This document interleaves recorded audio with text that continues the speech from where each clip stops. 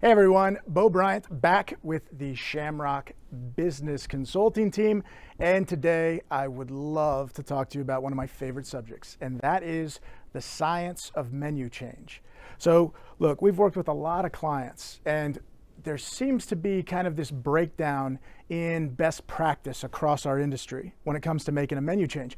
Oftentimes, people will make a menu change just to kind of change it up. We want to add some new items. Sometimes there's the pressure of having to eliminate an item that's not selling, or to try to reinvent or reestablish an item that maybe has lost opportunity for profitability.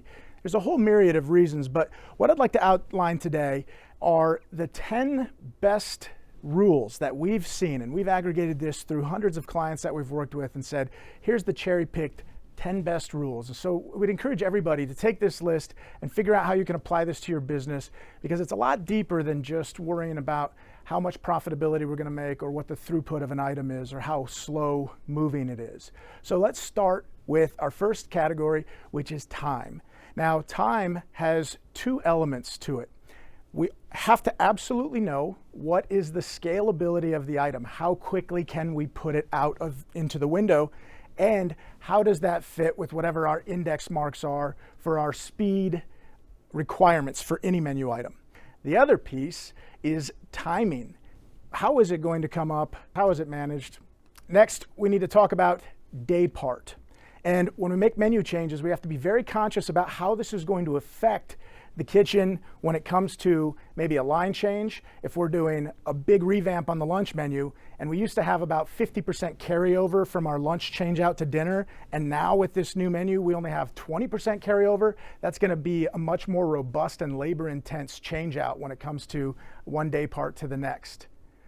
The next piece we'll talk about is station, and this is something that I really enjoy talking about and just analyzing and studying. So when we run our product mix sales history report, we want to see not just based on the category that the item is in on the menu, but how does it impact a specific day part. So I love to add up all the items in our P-mix, and I like to look at not number of items, but actually how many units we sold of everything. That might tell us we need to actually take this item off of this station and come up with some creative solutions to put over into this station so we can balance the load on the line. Next is prep. What's the prep implication? Is it going to create a lot more prep, a lot more time? Do we have a range or an index of prep expectation for a dish? Next is when it comes to plating. Are these new items going to fit on the existing plateware that we have? What's the presentation? What's going to make it, unique, different, better, special? Next, we talk about profit.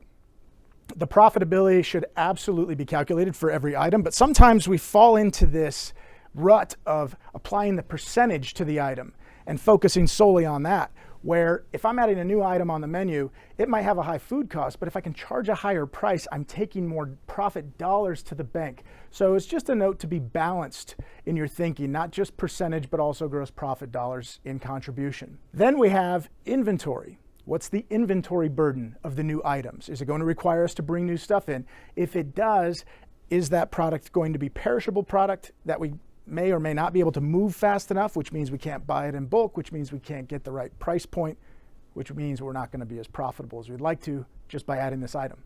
Now, in the inverse, if we have an item that has a low inventory burden and it's a shelf-stable item, maybe that makes sense to add. But again, how much total weight does it put on our inventory and our dollars on the shelf instead of dollars in the bank? So we always want to be conscious of that.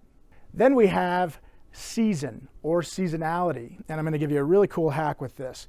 We can pull indexing on what the previous year's average price was of a product, and we can arm you with that information so you can make an intelligent decision about how you're going to price the item, especially if you're not making menu changes or price changes with any type of frequency. Then we have travel, and this has never been more important than it is now. How well does the food travel? Are we actually putting it in our to-go packaging, letting it sit for 30 minutes, and then opening it up and trying it to make sure that the integrity, the crispiness, the crunchiness, the moisture content is all managed properly? Travel's not going away anytime soon. With the explosion of online ordering and guest taking away, these are habits that have evolved that will stay with us, so we have to be conscious of this more than we ever were before. And then finally, the one thing I'd encourage everybody to think about is, what is your point of distinction with these new menu items? If the guest can't identify a range of value on an item because it's not commoditized, they don't know how much to pay for it. That gives us opportunity for us to be able to raise the price and capture more gross profit to be able to balance out the rest of the menu where we have some weak points or some traditional have-to-have commodity type items. Look, if any of this stuff is of interest and you want to dive in any deeper, we always offer our free 30-minute consultations. You can reach out to any of the 13 consultants throughout our entire company. You can go to shamrockfoodservice.com. You click on the link for resources, and then you click on the sublink for consultants. And there's a quick form. It's an online form. Shoot it back to us, and we'll get back to you as quick as possible. Anyway, I hope you got some great information out of this today. Thanks for tuning in, and we'll see you next time.